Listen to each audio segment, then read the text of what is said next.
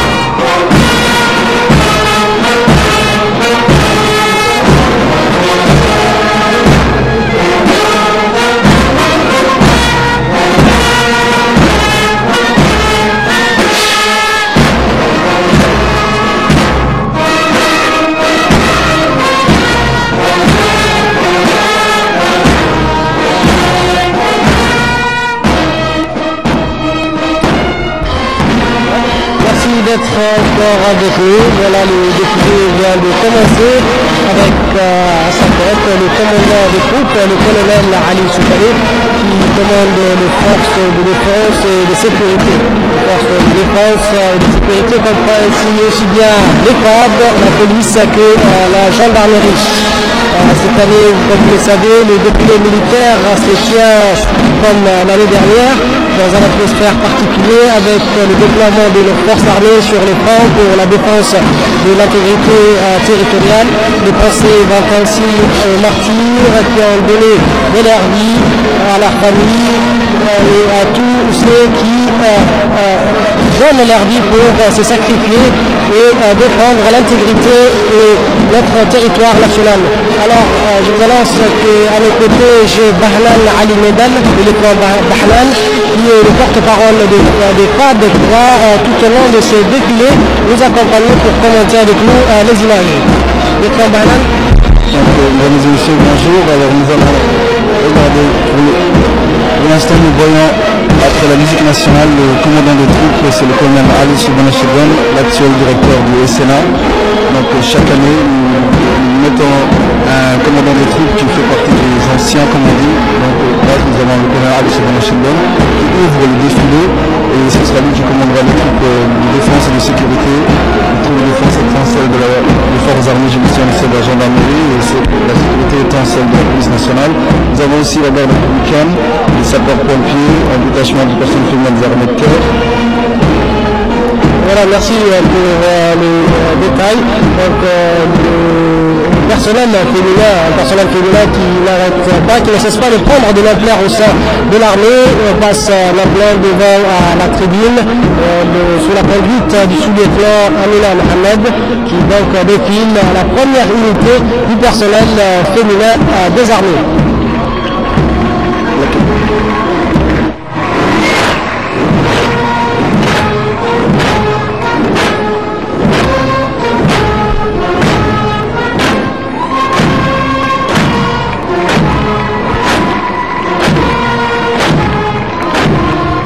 Maintenant, l'honneur est à la gendarmerie nationale, force de police à caractère militaire et défilé devant vous. le personnel féminin des armées qui est donc suivi par l'Académie militaire interarmée d'Arta, qui est donc une nouveauté parmi les FAD, qui a donc axé sa politique sur la formation pour renforcer justement la capacité de son personnel aussi bien en matière technique qu'en matière de formation.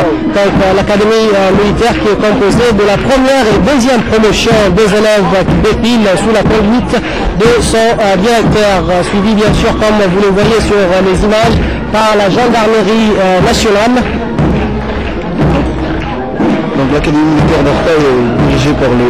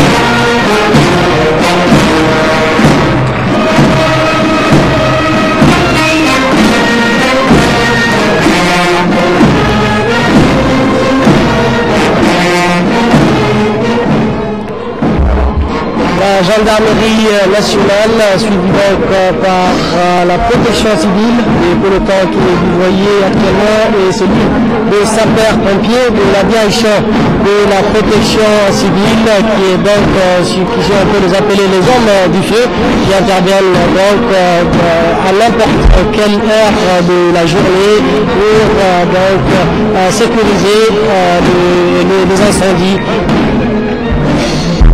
Donc après les sapeurs-pompiers, nous voyons à l'image le temps de la force aérienne dirigée par le commandant Brive Moussa Balélé, un de nos meilleurs pilotes. Et la force aérienne a fait un travail remarquable, surtout le 10 et le 11 juin 2008, durant la bataille du Mera, car les pilotes ont fait ce pourquoi ils sont entraînés, ils ont fait avec courage et avec bravoure.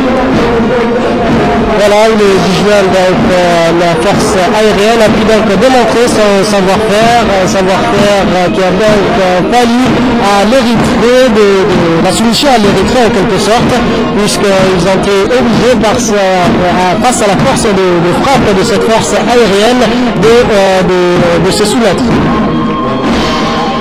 Donc la marine nationale ensuite dirigée par le colonel Abdelrahman Adacher,